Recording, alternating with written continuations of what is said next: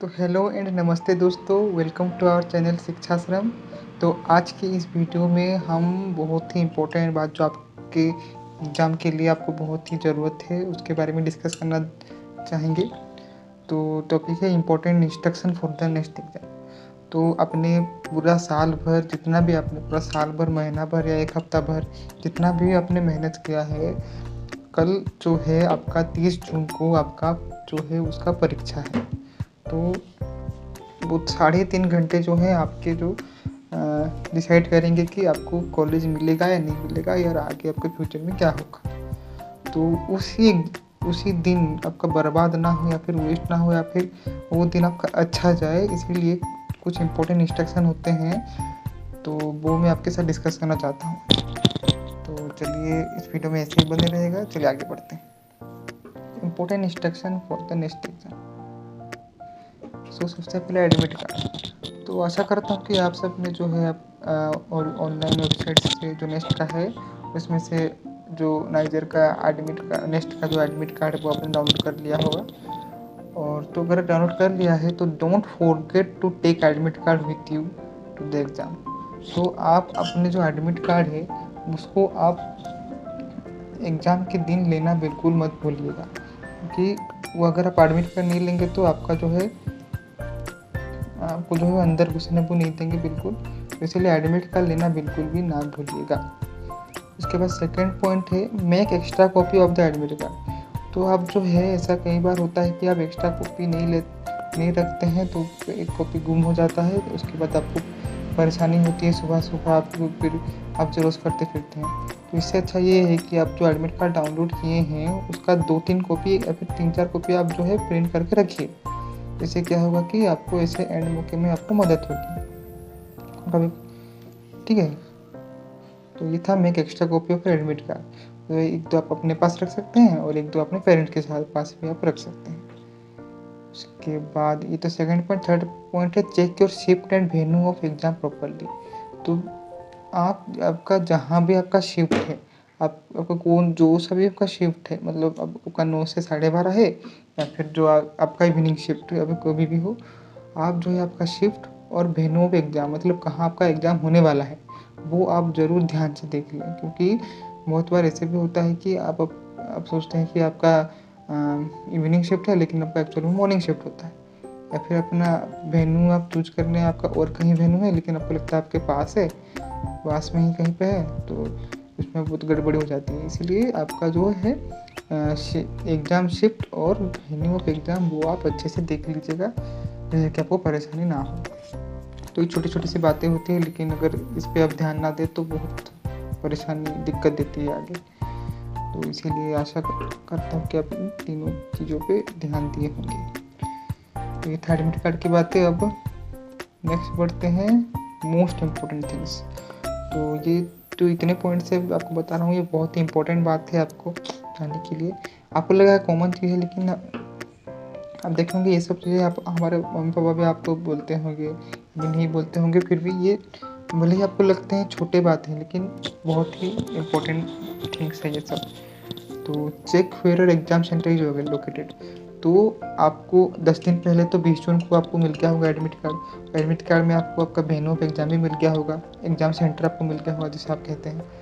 तो आप क्या है कि आपका एग्ज़ाम सेंटर जहाँ पे है, अगर आपने आपका वो एग्ज़ाम सेंटर आपके लिए नया है तो आप ज़रूर वो एग्ज़ाम सेंटर एक बार विज़िट कर लीजिए। खुद जाइए या फिर पेरेंट्स के साथ जाइए, कहीं भी किसी के साथ भी जाइए, आप वो एग्ज़ाम सेंटर एक बार देख लीजिए और देख लीजिए कि आपके घर से वहाँ तक जाने के लिए आपको कितना टाइम लगता है। उसके बाद जो है कि कितना टाइम लगता है और कहाँ पर लोकेटेड है वो जान लीजिए एक बार। उसके बाद जो है रीच और एग्ज़ाम सेंटर 1 आवर बिफोर। तो आपका जब भी शिफ्ट है, आपका एग्ज़ाम है, तो आप मान लीजिए आपका 9:30 बजे एग्ज़ाम है तो आप 1-2 घंटा पहले ही वहाँ पे पहुँच जाइए। 7:30 से ही वहाँ पे आप जाके बैठे रहिए, भले आपको वेट करना पड़ेगा लेकिन बस उतना समय वेट कर लीजिए। उसके बाद तो एग्ज़ाम के बाद फ्री है। तो इसीलिए 1 आवर या फिर 1.5-2 घंटा आप जल्दी पहुँचिए अपने एग्ज़ाम सेंटर पे। ये था सेकंड पॉइंट। और थर्ड पॉइंट ये है कि डोंट ईट हैवी फूड। आपका एग्ज़ाम 30 जून को है तो 29 जून को रात को आप ना ही ज़्यादा हेवी खाना खाइए और ना ही आप उस दिन 30 जून को हेवी खाना खाइए। बस लाइटली फूड खाइए, ज़्यादा जब आपका पेट भर जाए उतना फूड खाना खाइए और हेल्दी खाना खाइए, फ्रेश खाना खाइए। ऐसा कुछ जंक फूड वगैरह ऐसे मत खाना बैठ जाइए, क्योंकि एग्ज़ाम ख़त्म होने के बाद आपको टाइम ही टाइम मिलेगा। आपका रिज़ल्ट 10 जुलाई को है, उसके बाद आप सिलेक्शन हो रहे हैं, तो आपको उसके बाद आगे आपको भरपूर अच्छा खाना आपको मिलेगा। यहाँ पे भी नाइजर आने के बाद भी आपको अच्छा खाना मिलेगा। कैफेटेरिया, कैंटीन सब ठीक-ठाक अच्छी जगह है, तो खाने का टेंशन मत लीजिए, आपको खाना अच्छा मिलेगा। आप लेकिन उस दिन 23 जून को या फिर 29 जून को आप हेल्दी खाना खाइए और हेवी खाना मत खाइएगा। उसके बाद डोंट ईट हेवी फूड। उसके बाद take 6-7 hours of sleep one day before exam. तो बहुत लोग ऐसे होते हैं कि एग्ज़ाम के एक दिन पहले पूरा ऐसे काँपते रहते हैं कि क्या होगा मेरे साथ, कि एग्ज़ाम में क्लियर कर पाऊँगा कि नहीं, कट ऑफ क्या होगा, कल मैं एग्ज़ाम में एक क्वेश्चन भी सॉल्व कर पाऊँगा कि नहीं, क्या क्या बोलते हैं, मॉक टेस्ट में तो एक भी क्वेश्चन सॉल्व नहीं हो रहे हैं। उसके बाद पीवाईक्यूज़ में तो इतने कम मार्क्स आ रहे हैं, 10-20 मार्क भी नहीं आ रहे हैं, तो मैं कैसे सिलेक्शन होगा। तो वो सब आप सोचना छोड़ दीजिए। कल आप 30 जून को जो आपके सामने जो स्क्रीन पे जो क्वेश्चन आएगा वो पूरा ही नया होगा। मतलब आपको पता ही नहीं कि उसमें क्या आने वाला है। वो आपके लिए ऐसा नहीं है कि जो दूसरे के लिए है वो ईज़ी रहेगा, आपके लिए हार्ड रहेगा, ऐसा कुछ नहीं है। सबके लिए सामान्य लेवल का क्वेश्चन होगा। हाँ, ये अलग बात है कि आपको वो हार्ड लग सकता है, दूसरे को ईज़ी लग सकता है, लेकिन ये नया क्वेश्चन आपको मिलेगा। अगर आपका पीवाईक्यूज़ मॉक टेस्ट में आपका मार्क नहीं आ रहा है तो बिल्कुल चिंता मत करिए। मेरा भी नहीं आ रहा था, मेरा तो 10 भी पार नहीं कर रहा था, लेकिन फाइनली एग्ज़ाम में सिलेक्शन हो गया और अच्छा मार्क आ गया। बस आपका कॉन्सेप्ट आपका साथ देगा, आपके फॉर्मूलास और आपके क्रिटिकल थिंकिंग ही आपको मदद करेंगे।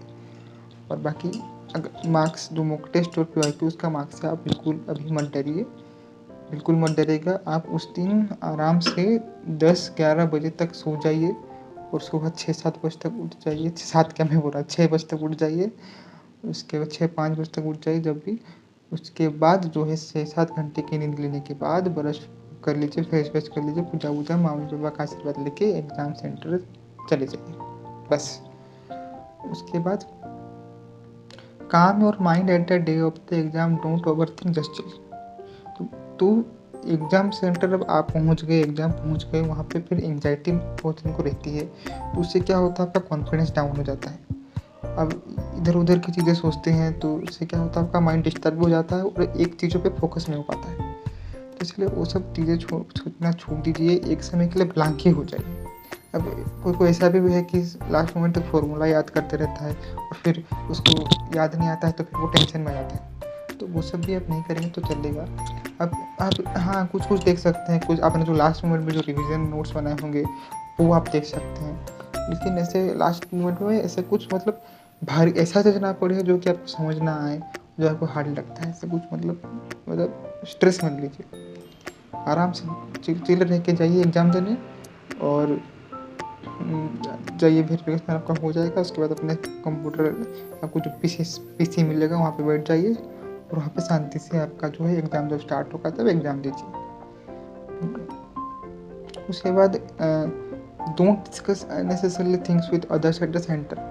तो ऐसा भी होता है कि बहुत से बच्चे होते हैं कि मतलब जो है वहाँ पे ही डिस्कस करना शुरू कर जाते हैं। तो अगर आप बाजू वाले के साथ ने आपको कुछ ऐसा कुछ पूछ लिया जो आपको नहीं आता और मान लीजिए वो एग्ज़ाम पे आया ही नहीं, तो उससे क्या होगा कि वो बाजू वाला ने आपको पूछा, आपको कुछ नहीं आया, आपका मोटिवेशन पूरा नीचे गिरा, आपका पूरा कॉन्फिडेंस था वो पूरा नीचे गिर गया। इसके कारण जो है वो कॉन्सेप्ट तो एग्ज़ाम में आया भी नहीं और उसके कारण आपका वो मोटिवेशन गिर गया और आपको जो आता था वो भी आप सही से नहीं कर पाए, जिसके कारण आपका मार्क पूरा कम गया। तो ऐसा भी होता है। तो इसीलिए आप जो है अननेसेसरी थिंग्स डिस्कस मत कीजिए, बात ज़्यादा मत करिए, शांति से काम होके जाइए और काम होके आइए। और बाकी आपको जितना बात करना है उसके बाद आप कर सकते हैं। तो ये भी हाँ, ऐसे ज़रूरी कुछ बात है तो आप कर सकते हैं, जैसे कि आपको अगर पूछना है, कुछ आपको समझ नहीं आ रहा, कुछ डाउट है, तो वो आप ऐसे कुछ पेरेंट्स, आपके टीचर्स, उनके इन्विजिलेटर्स या फिर दूसरे बच्चों से पूछ सकते हैं कि कहाँ जाना है, एग्ज़ाम सेंटर कहाँ है, आप जो बैग लाए हैं वो बैग कहाँ रखना है। वो ऐसा कुछ आपके जनरल थिंग्स आप पूछ सकते हैं। ऐसा कुछ मैंने ऐसा कुछ ये नहीं है कि आप बात ही नहीं करेंगे। कुछ जब ज़रूरत पड़े तब बात कर सकते हैं, लेकिन अननेसेसरी थिंग्स आप जो है अवॉइड करिए एग्ज़ाम के टाइम पे एटलीस्ट। मैं बस यही कहना चाहूँगा। और if you want to take then take a transparent water बोतल। ऐसा मतलब जो ऐसा बोतल लीजिए कि जिसमें कोई ट्रांसपेरेंट हो, जैसे कि आप रेलवे स्टेशन पर जैसे मिलता है तो उसका जो नीचे का स्टिकर होता है वो हटा के आप ले सकते हैं। या फिर ऐसा कोई बोतल जो कि आर पार आपको दिख रहा होगा कि अंदर पानी है, ऐसे टाइप का बोतल आपको लेना होगा, कि वहाँ पे जो है वो अगर आपका बोतल ट्रांसपेरेंट ना हो तो वो आपको अंदर लेने नहीं देते हैं, क्योंकि थोड़ा स्ट्रिक्ट होता है। तो इसीलिए आप जो है ट्रांसपेरेंट बोतल जो है अपने एग्ज़ाम हॉल पे आप लीजिए तो सही रहेगा, चाहे तो ये था मोस्ट इम्पोर्टेंट थिंग्स। अब आगे बढ़ते हैं। आगे बढ़ते जो इंस्ट्रक्शन है ये तो आपने देख ही लिया होगा, आपके एडमिट कार्ड के साथ आपका ये अटैच हो गया होगा। तो अगर आप किसी को भी ये चीज़ समझ ना आया हो तो मैं आपको समझा देता हूँ। तो इसमें कहता है कि नेक्स्ट, तो ये पिछले साल का मैंने डाउनलोड किया है, तो आपका 2024 में भी इस तरह कुछ आया होगा। तो नेक्स्ट 2024 एग्ज़ाम तो आपका 30 जून को है। पहला शिफ्ट जो है आपका 9 से 12:30 और दूसरा शिफ्ट जो है वो आपका लगभग 1 से शायद 3 याद नहीं, तो वो सेकंड शिफ्ट और फर्स्ट शिफ्ट के हिसाब से आपका होगा। उसके बाद please reach the venue with the time as the reporting time mentioned in the admit card. तो रिपोर्टिंग टाइम जितना लिखा होगा उसके हिसाब से आप पहुंच जाइए एग्ज़ाम हॉल पे। जितना जल्दी हो सके आप एग्ज़ाम हॉल पे पहुंच जाइए, आपको ही अच्छा, आपके लिए अच्छा है। उसके बाद please be seated in the examination hall at least 30 minutes before the start of the examination. तो एग्ज़ाम स्टार्ट होगा आपका 9:30 बजे, तो आप मतलब ये एश्योर रहिए कि आप 30 minutes before the starting of examination मतलब 8:30 बजे तक आप अपने पीसी पे बैठ जाइए आप, वो कह रहे हैं। क्योंकि उसमें वेरिफिकेशन जब आप क्या बोलते हैं कि जब मतलब मान लीजिए आपने एग्ज़ाम सेंटर अंदर गए तो वेरिफिकेशन का तो लंबा प्रोसेस होता है। वो आपका आधार कार्ड चेक करते हैं, उसके बाद आपका सिग्नेचर लेते हैं, अटेंडेंस चेक करते हैं, उसके बाद वो आपका मतलब चेक करते हैं कि आप कोई मोबाइल गैजेट्स या फिर कुछ मतलब जो है डिजिटल कुछ ना लिए हो, चिट्स विट्स ना लिए हो, वो उसका होता है। उसके बाद आप और आगे जाते हैं तो वो आपको अपना लैब नंबर बताते हैं। लैब नंबर बताने के बाद फिर हो गया, जाने के बाद कुछ स्कैन वैन करते हैं ऐसा कुछ। उसके बाद आप जाते हैं, आपका जो लैब है कंप्यूटर लैब, वहाँ पे जाते हैं। वहाँ पे जाने के बाद जो है वो वहाँ पे भी लंबा प्रोसेस है कुछ, आपका जो एडमिट कार्ड वेरिफिकेशन होता है। फिर वहाँ से भी आपको एक अटेंडेंस सिग्नेचर साइन करना पड़ता है, उसको 2 बार शायद करना पड़ता है। एक जाने टाइम मतलब अब आप गए, उसके बाद आने टाइम शायद करना पड़ता है। आपका देख लीजिएगा कैसे है। उसके बाद वहाँ पे आपको फिर वहाँ पे तब जाके आपको जो है एक पीसी अलॉट किया जाता है। वो पीसी अलॉट होने के बाद जो है आप अपने कंप्यूटर पे बैठते हैं। तो ये इतने बड़े प्रोसेस होता है, इसीलिए वो कह रहे हैं कि आप एटलीस्ट 30 मिनट्स पहले पहुँच जाए। कि अगर आप मान लीजिए 9 बजे आपका एग्ज़ाम है, आप 8:50 में पहुँचे, तो ये लंबा प्रोसेस में आप हड़बड़ तड़बड़ी में जो है आप काम नहीं हो पाएंगे, आपका माइंड डिस्टर्ब हो जाएगा। इसलिए 30 मिनट्स पहले पहुँचेंगे तो आपके लिए ही फ़ायदा है। उसके बाद bring your admit card with you, you will not be allowed enter the examination hall without the admit card. तो जैसे मैंने आपको कहा कि एडमिट कार्ड के बिना आपको एंटर होने नहीं देंगे एग्जामिनेशन हॉल। तो आप एडमिट कार्ड जो है लेके जाइएगा। ये तो फिर क्यों डाउनलोड किया आपने तो एडमिट कार्ड ले लीजिएगा। उसके बाद no candidates will not be permitted to enter the examination after 9:30। तो आपका एग्ज़ाम 9 बजे है तो आप फिर अपना एडमिट कार्ड उठा के 9:30 बजे चले गए तो ऐसा नहीं होगा। आपको बोला है कि 9:30 के बाद आपको जो है एंट्री नहीं मिलेगी। कोशिश करें कि जल्दी ही पहुँचे, 9 बजे से पहले ही पहुँचे। मैं तो कहता हूँ 8:30 से पहले ही पहुँचे। मैं तो कहता 7:30 से पहले पहुँचे तो ठीक रहेगा, जितना जल्दी हो सके आप पहुँचिए अपना एग्जामिनेशन हॉल, तो आपके लिए बेटर रहेगा। उसके बाद बोल रहा है कि आप अपना पेन पेंसिल अपना खुद लें वहाँ पे। इसी का मतलब ऐसा मत सोचिए कि वहाँ जाके आपको मिलेगा। आपने रजिस्ट्रेशन फॉर्म का पैसा भरा है तो आपको वो पेन पेंसिल भी देंगे, तो ऐसा नहीं है। वो आपको पेन पेंसिल नहीं देंगे, लेकिन वो आपको पेज देंगे, है कि नहीं। वो आपको रफ करने के लिए A4 साइज पेज देंगे और वो पेज भी आपसे ले लिया जाएगा लास्ट में। तो ऐसा नहीं है कि वो पेज भी आपको घर लेने देंगे, ऐसा नहीं है। आपको पेन खुद से लाना है, पेंसिल या पेन पेंसिल कुछ भी खुद से लाना है। उसके बाद जो A4 शीट पेपर है, वो A4 शीट जो है वो आपको दिया जाएगा वहाँ से, और वो ले लिया जाएगा लास्ट में। तो ये पॉइंट क्लियर हो गया। उसके बाद यहाँ पे कह रहे हैं कि calculator, mobile phone, laptops and other electronic gadgets are strictly prohibited. तो कैलकुलेटर, मोबाइल फ़ोन या फिर लैपटॉप ऐसा नहीं कि लैपटॉप लेकर चले गए, ऐसा कुछ नहीं, तो वहाँ पे अलाउड नहीं है। Mobile phone, calculator, smart watches कुछ भी वहाँ पे अलाउड नहीं है। आप सीधा कुछ नहीं, शर्ट पैंट पहन के, पेन पकड़ के, पेंसिल पेन कुछ भी है सब आप, और आधार कार्ड और जो आपका है कुछ भी आइडेंटिफिकेशन कार्ड और एडमिट कार्ड लेके, और फिर आप वाटर बोतल चाहते हैं तो ये सब आप लेकर आप निकल जाइए आपके एग्ज़ाम सेंटर के लिए, और बाकी कुछ नहीं लेना है आपको। उसके बाद malpractice of any kind of lead to disqualification. तो अगर आप वहाँ पे चीटिंग करते हुए पकड़े गए या फिर ऐसा कुछ गलत काम वहाँ पे करते हुए पकड़े गए, तो आपका सीधा ही डिस्क्वालिफिकेशन आपका हो जाएगा। उसके बाद both the thumb should be devoid और एनी कवर और mark and should not be coated with stamped ink, mehndi colour etcetera has to be obtain correct biometric registration. आपका जो थंब प्रिंट आपका जो आपने डाले होंगे वो उसमें कुछ जो है छेड़छाड़ी नहीं होना चाहिए, वो स्टैम्प्ड इंक मेहंदी कलर के साथ ही होना चाहिए। Should not be coated with stamped ink, mehndi colour etcetera, ठीक है। तो वो the thumb should be devoid और एनी कवर, और कुछ कवर पर ऐसा कुछ नहीं होना चाहिए, ताकि आपका बायोमेट्रिक रजिस्ट्रेशन करेक्टली जो है हो पाए। तो आशा करता हूँ ये आप समझे होंगे। उसके बाद ये लास्ट वाला सबसे इम्पोर्टेंट है कि in addition to the admit card, तो एडमिट कार्ड के साथ जो है आप अपना एडमिट कार्ड और क्लास 12 बोर्ड एग्जामिनेशन ले सकते हैं, या फिर any other photo identity card आप ले सकते हैं। मतलब आधार कार्ड हुआ, पैन कार्ड हुआ, आप कुछ भी जो है, वोटर कार्ड हुआ, आप कुछ भी जो है आपके साथ ले सकते हैं। Responsibility of satisfying the eligibility criteria for admission rest with the submit issue of the admit card does not imply that the eligibility criteria are satisfied। तो जो responsibility of satisfying the eligibility criteria for admission rest with the student, तो अब ऐसा मत समझिए कि आपका जो एडमिट कार्ड आ गया तो आपका एडमिशन जो है नाइजर पे आप हो जाएगा, शायद ये भी कहना चाहते हैं। Admit card does not imply that the eligibility criteria satisfied. तो वो चीज़ आप ध्यान रखिएगा कि ऐसा मत सोचिएगा कि जो ये एडमिट कार्ड आपका इशू हुआ है तो इससे आपका एलिजिबिलिटी क्राइटेरिया सेटिस्फाई हो गया है, उसका एलिजिबिलिटी क्राइटेरिया अलग होता है। तो इसमें इसलिए कह रहे हैं कि responsibility of satisfying the eligibility criteria for admission rest with the student. तो वो स्टूडेंट के ऊपर है, वो अलग, वो issue of the admit card does not imply that the eligibility criteria are satisfied।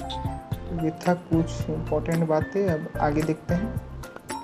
आगे अब ड्यूरिंग द एग्जाम मैंने आपको बता दिया कि आपको एग्ज़ाम से पहले क्या करना है, एग्ज़ाम पे जाते वक्त क्या करना है। अब ड्यूरिंग द एग्ज़ाम आपका सभी वेरिफिकेशन प्रोसेस ख़त्म हो चुका है और उसके बाद आप अपने पीसी पे बैठ चुके हैं। तो उसके बाद आप क्या करेंगे, तो You have plenty of time in the exam but manage your time properly। तो आपके पास बहुत समय मिलेंगे, 3.5 घंटे मिलेंगे आपको आपको अपेयर करने के लिए। तो जो है आपको आराम से बिना पैनिक हुए मन शांत करके, और क्वेश्चन का अमाउंट भी कम है बहुत, तो ऐसा नहीं कि नीट जैसे आपको बहुत सारे क्वेश्चन मिलेंगे, तो आपको समय भी आपको जो है अच्छा से मिलेंगे, तो और क्वेश्चन भी कम है। तो आप आराम से धीरे धीरे सोच कर अपना कॉन्सेप्ट लगाकर जो है आप एग्ज़ाम दीजिएगा, कोई जल्दी नहीं है। उसके बाद note panic during the exam sometimes technical glitch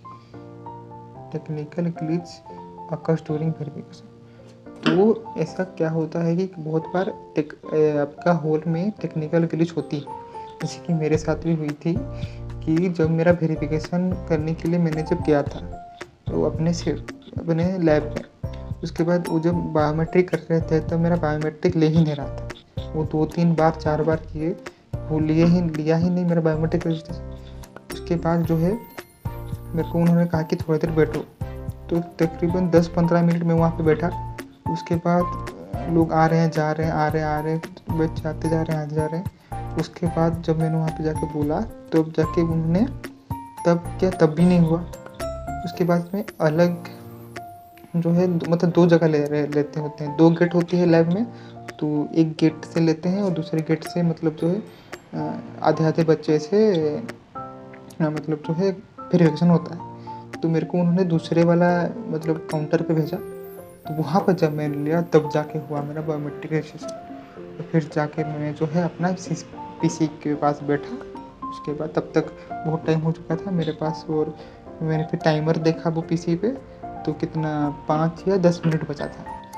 तो मैं बहुत पहले एग्ज़ाम सेंटर में आ चुका था, लेकिन ये छोटी सी टेक्निकल ग्लिच के कारण मेरा मतलब टाइम वहाँ मतलब वेस्ट हो गया। लेकिन मैं उस समय पैनिक बिल्कुल नहीं हुआ, मैं अपना मन शांत रखा, सोचा कि मैं मेहनत किया हूँ इस एग्ज़ाम के लिए, मैंने बहुत पढ़ा है, तो भगवान मेरे साथ बुरा नहीं करेंगे। तो ये सोच के मैं बिल्कुल भी पैनिक नहीं हुआ। तो ऐसा बहुत सारे टेक्निकल ग्लिच होंगे आपके साथ, मन करे ना हो, लेकिन पैनिक नहीं होना है, तो टेंशन मत लीजिए। वो भगवान आपका टेस्ट भी कर रहे होंगे कि आप कितने तैयार हैं, या फिर इसमें टेंशन लेने की बात भी नहीं है कि आप ऐसा कुछ है। आप अगर मेहनत किए हैं तो आपके साथ अच्छा ही होगा, कुछ बुरा नहीं होगा। और कभी कभी ऐसा भी होता है कि आप जो है पीसी में एग्ज़ाम दे रहे हैं, एग्ज़ाम देते वो अचानक बंद हो जाए या फिर उसमें कुछ मतलब प्रॉब्लम आ जाए, तो उस समय भी आप जो है उठ के अपने इन्विजिलेटर को बुलाइए, वहाँ पे वो आपको आपके से मतलब जो है करेक्ट कुछ मतलब रिपेयर करके या फिर आपको सिस्टम चेंज करेंगे, या फिर कुछ भी जो है हो सके वो आपके साथ वो आपका इशू सॉल्व करने का कोशिश करेंगे। तो वही कह रहा हूँ कि पैनिक मत होइए एग्ज़ाम के समय, काम रहिए, सब ठीक हो जाएगा, टेंशन कुछ मत नहीं लेना है। इसके बाद follow all the instruction given by the invigilator. तो इन्विजिलेटर बहुत सारे इंस्ट्रक्शन आपको बोलते रहेंगे, जैसे कि मैं आपको कह रहा हूँ कि अगर आप वेरिफिकेशन कंप्लीट होने के बाद आप अपने पीसी में बैठ गए, तो वो आपको बोलेंगे कि पासवर्ड डालो, पासवर्ड आपका डेट ऑफ बर्थ है या फिर ये है। उसके बाद वो कुछ जब एग्ज़ाम स्टार्ट होने लगता है तब वो आपको चिल्ला के बोलेंगे, देखिएगा कि आप ये करो, वो करो, सबमिट करो, लैंग्वेज चूज करो। तो ध्यान से आप सुनिएगा वो सारे बातों को और फॉलो करिएगा, नहीं तो बाद में जो है दिक्कत होती है और आपका टाइम भी उसमें ख़राब होता है अगर आपने कुछ गलत स्टेप्स कर लिए होंगे तो। उसके बाद if you reach your PC before exam starts then calm your mind sitting at that place. तो अगर आप 30 मिनट पहले पहुंच गए हैं आपके एग्ज़ाम सेंटर, तो और आपको पीसी भी आपका मिल गया है, तो वहाँ जाके जो है आप अपना मन को काम कीजिए, कुछ मत सोचिए। आसपास जो भी डिस्कशन हो रहा है, अगर हो रहा है नहीं हो रहा है तो आप ध्यान मत दीजिए। ये मत देखिए कि आपके बगल पे कौन बैठा है, पीछे कौन बैठा है, आगे कौन बैठा है, आप वो सब मत करिए। और आप चाहे तो वहाँ पे हेड टर्न करके सो भी सकते हैं, लेकिन सोइएगा नहीं तो एग्ज़ाम पता चला एग्ज़ाम स्टार्ट हो गया है, आप सो गए हैं। तो ऐसे हेड टर्न करके मतलब आराम मतलब रेस्ट कर सकते हैं, माइंड को काम करने का कोशिश कर सकते हैं, तो सही रहेगा। इसके बाद फाइनली जब एग्ज़ाम स्टार्ट होगा, तो एग्ज़ाम स्टार्ट होने के बाद जो when questions come to your screen, try to analyze the simple questions and solve it fast। तो आपका एक ऐसा भी हो सकता है कि एग्ज़ाम स्टार्ट हो गया और एग्ज़ाम स्टार्ट होने के बाद मान लीजिए आप पहला क्वेश्चन पढ़ रहे हैं, तो वो ऐसा भी करते हैं कि पहला ही क्वेश्चन आपको इतना हार्ड दे देंगे ना कि आप मतलब उसी में ही आपका आधा घंटा 1 घंटा ख़त्म हो सकता है। तो इसीलिए आप क्वेश्चन को एक बार देखिए, आगे बढ़िए, आगे पीछे हर सेक्शन देखिए, आपका जो ईजी सब मतलब आपको जो अच्छा लगता है, आपका जो आप जिसमें माहिर हैं वो सेक्शन आप पहले चुनिए। मतलब मान लीजिए आपको केमिस्ट्री अच्छा लगता है तो आप केमिस्ट्री पहले चुनिए, उसके बाद आपके सीक्वेंस के हिसाब से आप चलिए। उसके बाद केमिस्ट्री में भी आप उसमें छाटिए कि कौन सा क्वेश्चन जो है ईजी है, कौन सा क्वेश्चन हार्ड है, कौन सा क्वेश्चन आप जल्दी कर सकते हैं। इससे क्या होगा, आपको शुरू के राउंड कुछ आधा घंटे में ही आपको कॉन्फिडेंस आ जाएगी, और वही कॉन्फिडेंस की मदद से आप चाहे तो वो जो हार्ड क्वेश्चन है वो आप इजीली अपना माइंड लगाकर या फिर कॉन्शियस लगाकर आप सॉल्व कर सकते हैं। नहीं तो अगर आप शुरू में ही मुश्किल हार्ड क्वेश्चन को अगर आपने डील कर लिया और अगर वो सॉल्व हुआ तो ठीक बात है, लेकिन अगर सॉल्व नहीं हुआ तो आपका टाइम भी बर्बाद होगा और आपका कॉन्फिडेंस भी डाउन होगा। तो इससे अच्छा ये है कि आप थोड़ा सा 5 मिनट 15 मिनट लगेगा बस आपको, तो 5 मिनट 15 मिनट लगा के आप जो है इजी क्वेश्चन छान लीजिए और उसको जो है आप पहले सॉल्व करिए, जिससे कि आपका टाइम भी बचेगा और जो है आपको कॉन्फिडेंस भी आएगा और आप शुरू के 30 मिनट में ही आपका एक अच्छा स्कोर बन जाएगा और उसकी सिलेक्शन तो हो ही जाएगा। उसके बाद जो है आपका आप रैंक के लिए लड़ेंगे। पहले आप ट्राई करिएगा कि आपका जो है कट ऑफ, जितना आपको पता ही होगा कितना कट ऑफ है आपके हिसाब से, तो आप पहले कट ऑफ क्लियर करने का कोशिश कीजिए। उसके बाद जो है आपका रैंक के लिए आप लड़िए। तो समझ सकते हैं तो स्ट्रेटजी किस तरह आपको बनानी है। सो ये था simple question and solve it fast. उसके बाद if you stuck at any question don't worry, move to the other question, mark it and look it at the end. तो मान लीजिए आप कुछ क्वेश्चन सॉल्व कर रहे हैं लेकिन आप स्टक हो गए और उसी पे आप पूरा दिमाग लगा के आप पूरा उसी को मतलब सोच रहे हैं, पता चला आधा घंटा 1 घंटा पार हो गया। तो आप टेंशन मत लीजिए, जो रफ शीट है उसमें मतलब उसको स्टार मार्क कर दीजिए और वो जो स्क्रीन पे भी वहाँ पे मार्क करने का ऑप्शन होता है, तो वहाँ पर भी जो है आप उस क्वेश्चन को मार्क कर दीजिए और लास्ट में जब आप रिवाइज करेंगे उस समय उस क्वेश्चन के साथ आप डील कर सकते हैं। तो उस समय शायद आपका जब मन शांत होगा तब आपको उसका आंसर शायद मिल जाए। टेक्निकली होता भी ऐसे है, तो आप ये कर सकते हैं, आपके लिए बेनिफिट होगा। और सबसे इम्पोर्टेंट बात मेरे को अभी याद आया कि आप जो रफ कर रहे हैं ऐसा नहीं कि कहीं भी जगह मिले आप जो है कर दिए, ऐसा बिल्कुल नहीं है। आप रफ जो है ऐसा सॉल्व कीजिए जैसे कि आप बोर्ड एग्जाम में करते हैं, बोर्ड एग्जाम में आंसर लिखते हैं उसी तरह, जैसे कि 1 किए उसका सॉल्व किए, आगे अगर नहीं आए तो जगह छोड़ा और सेकंड किए उसके थर्ड किए, ऐसे डिस्क्रिप्टिव वे में जितना भी आप स्टेप्स लिखते हैं वो आप मतलब ब्रीफली लिख लीजिएगा नंबर के साथ, क्वेश्चन नंबर के साथ, ताकि जब आप लास्ट में रिवाइज करने आए, मतलब चेक करने आए कि आपका आंसर सही है या गलत, तो आपको मतलब दिखे कि आपने इस क्वेश्चन के लिए ये किया है। तो अगर आपने जहाँ तहाँ किया होगा तो आपको लास्ट में मिलेगा ही नहीं कि आपने कहाँ वो क्वेश्चन का आंसर सोल्व किया है। तो इसीलिए जो है आप इसका मदद ले सकते हैं और आप मतलब जो है यूनिफॉर्म तरीके से आप जो है आपका क्वेश्चन का आंसर जो है आप लिख सकते हैं, जिससे कि आपको लास्ट में रिवाइज करने का मदद मिले। सो ये था। तो आगे है कि read every question clearly, don't panic after looking big question, sometimes this type of question are easy. तो ऐसा भी होता है कि बहुत बार कि आपको बहुत सारे बड़े बड़े क्वेश्चन दिखेंगे आपको, तो आप तो बड़े बड़े क्वेश्चन देख के डर ही जाएंगे कि ये क्वेश्चन तो सॉल्व होने से आया मेरे से, लेकिन ऐसा नहीं है।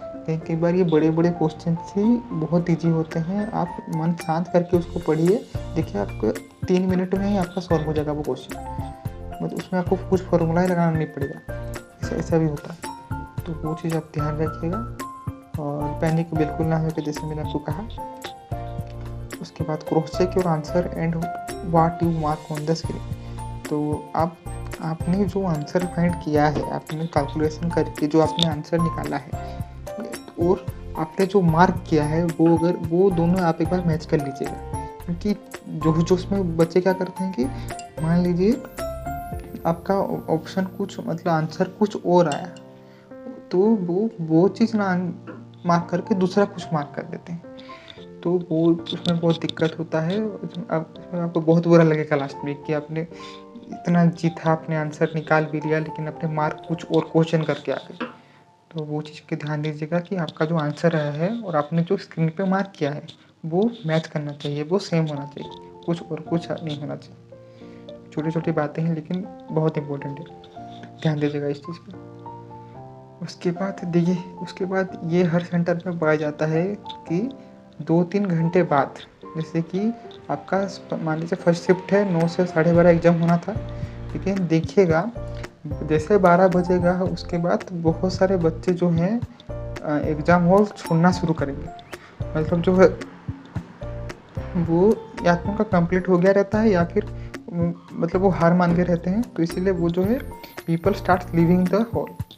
तो आप वो सब देख के बिल्कुल मत डरिएगा, आपके पास जितना भी समय है 3.5 घंटा आप अच्छे से यूटिलाइज़ कीजिएगा और जो है उस क्वेश्चन को सॉल्व करिएगा, रिवाइज़ करिएगा। ख़त्म होने के बाद भी आप पूरा टाइम लगाकर आपके क्वेश्चन को रिवाइज़ करिए, देखिए कि आपने जो ठीक किया है कि नहीं, आपने ठीक जो भी आपने क्वेश्चन आंसर निकाला है वो आपने ठीक ठाक मार्क किया है कि नहीं। उसके बाद जो जितने भी क्वेश्चन का आंसर है वो आपने ठीक ठाक मतलब जो है आंसर ठीक निकाला है कि नहीं। कैलकुलेशन मिस्टेक भी बहुत बार होती है, तो वो भी आप एक बार ठीक से देख लीजिए आपके रफ शीट में मैच करके, तो जिससे कि आपको मदद मिल जाएगी।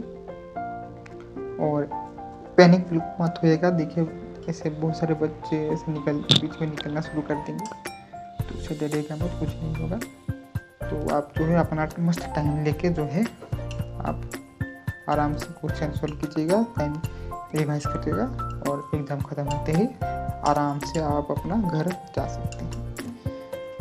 तो उसके बाद after you done take breath, check your paper and then properly submit your exam. इतना करके ही आपका एग्ज़ाम ख़त्म हो जाएगा। उसके बाद आपको ट्रेन मिलेगी और उसके बाद सिलेक्शन हो जाएगा। 10 जुलाई को आपका रिजल्ट आ जाएगा। उसके बाद आप नाइजर आएंगे, आपका वेरिफिकेशन होगा, काउंसलिंग के प्रोसेस में आपको सीट मिल जाएगी, उसके बाद आप नाइजर। तो इतने के साथ आपका एग्ज़ाम ख़त्म हो जाएगा। उसके बाद after the exam don't discuss the paper very much. आप डिस्कस मत करिएगा कि आपके दोस्त ने इस एग्ज़ाम क्वेश्चन में क्या किया, वो क्या किया, उसका आंसर ये होना चाहिए था, ये होना चाहिए था, उसको डिस्कस बिल्कुल मत करिएगा। ये आपको डिमोटिवेट करेगा समटाइम्स। आपका उस कारण आपका रिजल्ट आने तक आपका पूरा दिन खराब जाएगा, आप पैनिक में ही रहेंगे।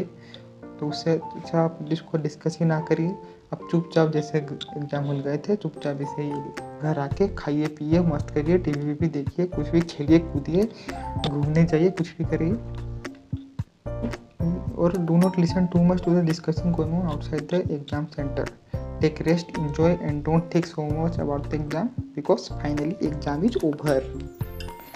So एग्ज़ाम के बाद आप ज़्यादा टेंशन मत लीजिएगा, क्योंकि आपका एग्ज़ाम ख़त्म हो चुका है फाइनली। जिस जंग के लिए आप बहुत शुरू से लड़ रहे थे, आप इसी समय पे देखिएगा कि बोर्ड एग्ज़ाम ख़त्म होने के बाद आपके बहुत सारे दोस्त घूमने चले गए होंगे, वो मजाक मस्ती कर रहे होंगे, वो इधर उधर घूम रहे होंगे, मस्त मज़े में रहेंगे। लेकिन आपने चुना कि आपको आपका करियर सुधारना है और आपने इस समय पे जितना भी हो, 1 हफ्ता, 1 महीना या फिर जितना भी आपने किया आपने, लेकिन पढ़ा, आप सीरियस हुए आपके करियर के लिए। तो आप सोचिए कितने आगे बढ़ चुके हैं बहुत सारे बच्चों से। तो आपने इतना बड़ा मेहनत करके आपने एग्ज़ाम दिया, तो आप उसके बाद कुछ टेंशन मत लीजिए, रिजल्ट्स का बिल्कुल फिक्र मत करिए कि आप ऑलरेडी ही बहुत सारे बच्चों से आगे हैं, है कि नहीं। तो उस चीज़ के लिए अपने आप को वाहवाही कीजिए, उस चीज़ के लिए अपने आप मतलब जो है मतलब ग्लैड करिए, आप अपने आप को मतलब जो मेहनत दीजिए, मतलब हिम्मत दीजिए, और उस चीज़ के लिए आप कॉन्फिडेंस रहेगा लाइफ में, क्योंकि ये चीज़ आपको कितना कुछ सिखा गई ज़िंदगी में। रिजल्ट तो बाकी दूसरा चीज़ है कि आपको मिलेगा कॉलेज या नहीं मिलेगा, वो अलग बात है। उस चीज़ पे मतलब ज़्यादा सोचना भी नहीं है और आपको डिस्कस करना फ़ायदा भी नहीं है। आप आराम से एग्ज़ाम देने जाइए, एग्ज़ाम दे के आराम से आइए, मज़े करिए। रिजल्ट के बारे में, एग्ज़ाम के बारे में बिल्कुल मत सोचिए, वो जो आना होगा वो आ जाएगा और अच्छा ही आएगा, आपके हित में ही आएगा। जो आपके लिए अच्छा हो, भगवान आपके साथ वही करते हैं। तो इसलिए उसका चीज़ टेंशन आप बिल्कुल मत लीजिएगा, आराम से एंजॉय कीजिएगा, खाइए पीजिए, पेरेंट्स के साथ टाइम स्पेंड कीजिए और मज़े से रहिए। और all the best for your exam. आशा करता हूँ कि आपका एग्ज़ाम अच्छा जाए, आपने जितनी मेहनत किया है उसका आपको फल ज़रूर मिले। तो give your best at the exam, I believe you can. So इतने के साथ ही thank you for giving your valuable time to watch our videos. तो तब तक के लिए आपको वीडियो को यहीं रखता हूँ, बाद में मिलते हैं एक और नई वीडियो के साथ। थैंक यू, धन्यवाद और जय जगन्नाथ।